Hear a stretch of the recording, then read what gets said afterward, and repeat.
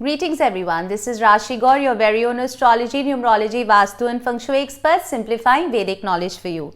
आज का जो ये वीडियो है ये वीनस के बारे में है, the planet of love, beauty, luxury, planet of wealth and assets and planet of happiness post marriage. अब इस प्लैनेट की क्या स्थिति है, ये इस वक्त कंबस्ट है, अस्त है, और इसका हमारे लाइफ में क्या असर होगा आज मैं आपको ये बताऊंगी। Don't forget to like and subscribe to this video to my channel. Share this with your loved ones, and if you have any comments you can leave them in the comment box. If you want to consult me, my details are right at the bottom of the video and you can do so. So let's get started. देखिए Venus इस वक्त combust है, जैसे मैंने आपको अभी बताया। इसका क्या अर्थ हुआ? अस्त या कंबस्ट होने का ये मतलब है कि वो सूर्य के इतने करीब है कि वो कहीं ना कहीं अपना अस्तित्व खो चुका है। This happened in the middle of February, around the 15-16th of Feb, Venus went combust, and ये जो फिनोमेना है ये कम से कम चलेगा until all of April and a little into May. So इसका क्या इम्पैक्ट होगा हम सबके लाइफ में और किन किन चीज़ों का हमें ध्यान रखना चाहिए वो मैं आज आपके साथ शेयर करूँगी। सबसे पहले जो सबसे बड़ा इम्पैक्ट आएगा वो रिलेशनशिप और लव में आएगा। देखिए क्या है ना कि जब वीनस कंबस्ट हो जाता है, सूर्य के साथ कंबस्ट है, सूर्य is all about power, authority, it is all about ego, the king like qualities. अब सच्ची बात तो ये है कि जहाँ पे ईगो है वहाँ पे प्यार टिकता नहीं है, और जहाँ प्यार है वहाँ ईगो का काम नहीं। So these clashes will be there and more in our minds, you know, rather than anything else. Maybe you may feel unappreciated, आपको ऐसा लगे कि आप अपने फीलिंग्स एक्सप्रेस नहीं कर पा रहे हैं, या दूसरा इंसान आपकी तरफ फीलिंग्स एक्सप्रेस कर रहा है तो आप उनको समझ नहीं पा रहे हैं। नोक झोंक, तकरार, ego, power struggle in a relationship, ये सारी चीज़ें रिश्तों को ख़राब करती है, और एक बार जब क्रैक्स आ जाते हैं तो कभी कभी उनको जोड़ना मुश्किल हो जाता है। तो आपने इस बात का ध्यान रखना है कि जिनको आप प्यार करते हैं, जब आप उनसे बात कर रहे हैं तो अपनी ईगो को, अपने इनसिक्योरिटीज़ को अपने रिश्तों में इस वक्त ना लाएं। मुश्किल हो भी तो जाने दें, तकरार है भी तो सॉरी बोल के आगे बढ़ें। अगर आप इस एस्पेक्ट के साथ अपने रिलेशनशिप को देखेंगे कि मैं क्यों बोलूं, उसकी गलती थी वो बोले, इस तरीके की चीज़ें जो बहुत मानी हुई बात हैं कि इस वक्त आएंगी, ये आपके रिश्तों को और कड़वा करेंगी। So take note of how you are dealing with your relationship. दूसरा, ऐसा भी हो सकता है कि आपको ऐसा महसूस हो कि शायद ये रिश्ता आगे चल नहीं पाएगा, या इस रिश्ते में आपको अच्छा नहीं लग रहा। हो सकता है किसी की नई रिलेशनशिप है जो अभी बहुत इनिशियल फेजेस में है। ऐसा भी हो सकता है कि आपको लगे कि इस रिश्ते में वो स्पाइस नहीं है, या वो अट्रैक्शन या वो लव नहीं है जो आप सोच रहे थे हो। But this is only a matter of time. इस वक्त कोई ऐसे डिसीशंस ना ले अपने रिलेशनशिप को लेके, अपने लव पार्टनर को लेके, कि 2-3 महीने बाद जब थिंग्स नॉर्मल हो जाएं, जब प्लैनेट्स के अलाइनमेंट्स ठीक हो जाएं, तो आप उन डिसीशंस को रिग्रेट करें। That is the most important thing that I would like to tell you.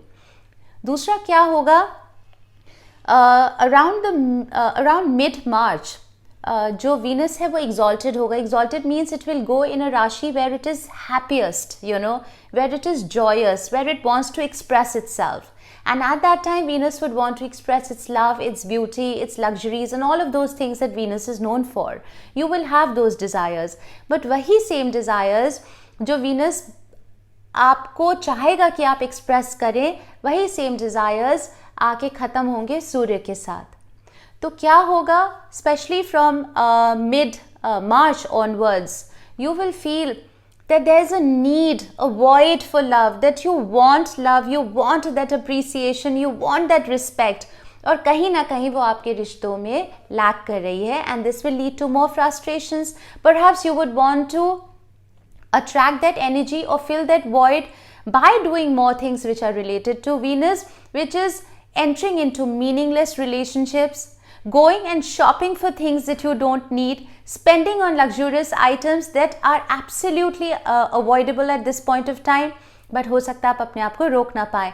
The purpose of sharing this video is कि अगर आपको ऐसा महसूस होता है अगले 2 महीने में, 3 महीने में, until April, तो आप अपने हाथों को थोड़ा रोक के रखिए, आप अपने जज्बातों को थोड़ा सा रोक के, थोड़ा सा कंट्रोल करके रखिए। This is the perfect way that you would be able to deal with this negative energy, the negative emotion. Ego से दूर रहिए। वेल्थ और एसेट्स में अगर आपने कोई इन्वेस्टमेंट्स करने हैं तो इस वक्त आप थम जाएं, आप ना करें, क्योंकि ऐसा हो सकता है कि आप जो इन्वेस्टमेंट्स करें हो सकता है वो गलत हो जाएं और आप इन इन्वेस्टमेंट्स को लेटर रिग्रेट करें, but you may not be able to do anything about it. The best way to fix this energy is, सूर्य क्या दर्शाता है? आपकी आत्मा, आपके सोल को दर्शाता है। Not every aspect of life is about love and relationship. जब हमें पता है कि इस वक्त रिश्तों में कहीं कमी है, लव और रिलेशनशिप में कहीं कमी है, तो आप ये जो फेज़ है ये आप अपने सोल सर्चिंग में लगाएं। गो मूव टूवर्ड स्पिरिचुअलिटी, अपनी आत्मा को ढूंढने की कोशिश करें and turn to one truest love, and that is the love of God. In this case, the love of Goddess. Venus is ruled by the Goddess.